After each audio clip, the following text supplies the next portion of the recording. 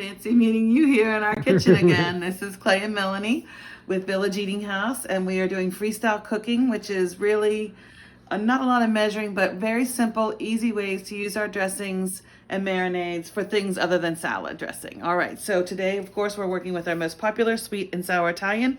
I'm going to make an Italian meatloaf. I'm going to be using burger. This is a pound of ground beef, and this is a pound of hot Italian sausage. And these are both Pennsylvania products. I'm going to be using 1 egg. And this recipe is available on our website at bestdressingever.com. And I've already went ahead and chopped my onion and my garlic. And I'm going to go ahead and just put that in. Now, the recipe only calls for 1/2 cup of garlic, of onion. But I'm a real fan, so I'm adding a little bit more. I'm going to put in our breadcrumbs. The recipe calls for 3/4 cup. And just to kind of eye that up, this is a cup measure, so I'm going to just go ahead and a little more for measure. And 1 cup of our sweet and sour Italian dressing. And notice that shaking it up helps to combine the ingredients. Our products do separate, and it's because they are all natural and made with no preservatives. So you do need to shake them before you use them, but you don't need to keep them in the refrigerator. And it does call for 1 cup of our sweet and sour Italian. And oh my God, that is exactly what I had left in that bottle, oddly. And I'm going to go ahead and mix this up really well. And I'll show you what we're going to put it in. Well, we'll put it in a regular casserole dish. And we're going to bake it at 350, likely for at least, what do you think, hon? Probably 45 minutes. At least 45 minutes. We'll see if it's done. Towards the end, I'm going to go ahead and put some of our bold and sassy Italian on it. I would put it on in the beginning. Well, there you go. That's what I'm going to do. See you in a minute. So I've been mixing this for, maybe 2 minutes.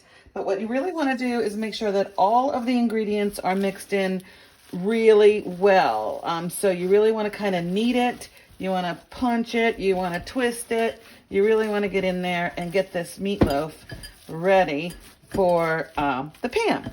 And so we're going to go ahead and put this in the pan now. And I'm going to just kind of make this, this is going to be way too big. We're going to need another pan.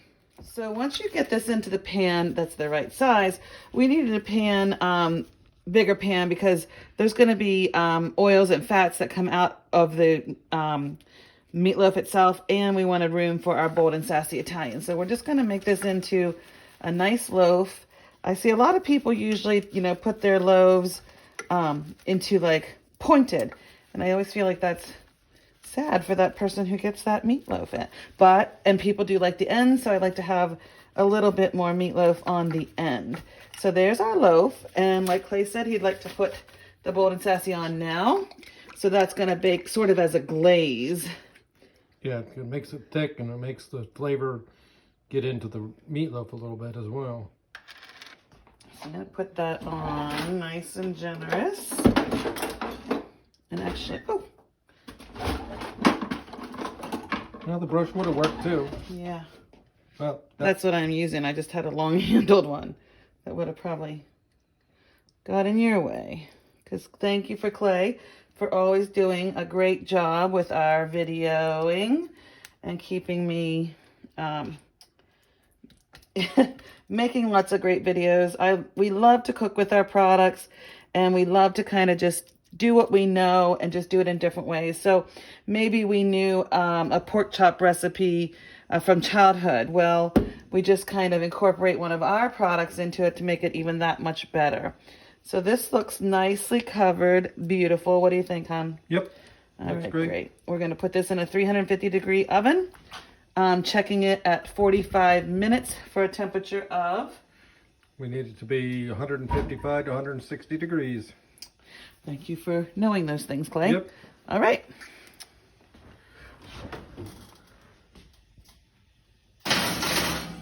So Clay and I were just talking a little bit. If you didn't happen to have the bold and sassy Italian for the glaze for your meatloaf, go ahead and make your own with just some ketchup and any spices that you like. Get creative. Use our Italian spice phenomenon if you'd like to, but The ketchup is a glaze, and you could use just ketchup. I mean, it would still be fantastic. And if you wanted to use our sultry and smoky, in with that bold and sassy, just for a little more zip. There's just so many variations for everything that you're making, anytime you're making it. And that's why we're talking about your everyday cooking better with Village Eating House sauces. So make every day simply flavorful. And don't be scared to experiment. And Clay says, don't be scared to experiment. In fact, we're experimenting right here too. This is some macaroni and cheese roux that we're making. So Clay made the roux, and he's now added the cheese. And that is Dubliner cheese as well as some Cooper Sharp. So we're going to kind of mimic the same spices in our mac and cheese dish. In fact, we're going to be putting some of the sultry and smoky into that as well. So like I said, just be creative. And if you didn't want to use the Italian sausage, then just use hamburger. 2 pounds of meat is what you need.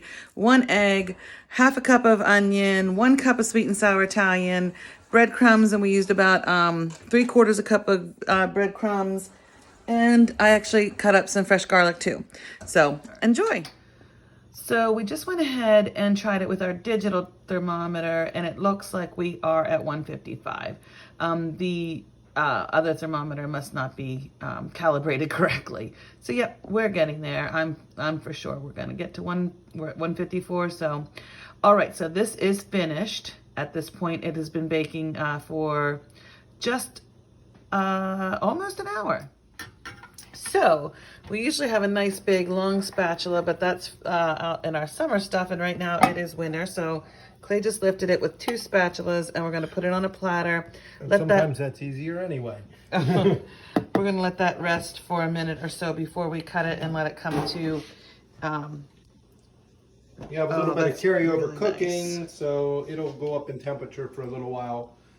So we let it sit for about 5 minutes. It'll be easier to cut, and it'll keep better slices. Nice, cool.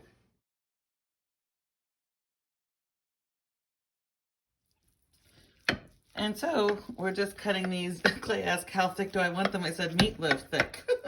So that's what, probably a half an inch? Inch.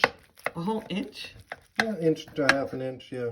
I mean, some people like it really thick, but I like it a little bit thinner. Yeah, and it's staying together really well.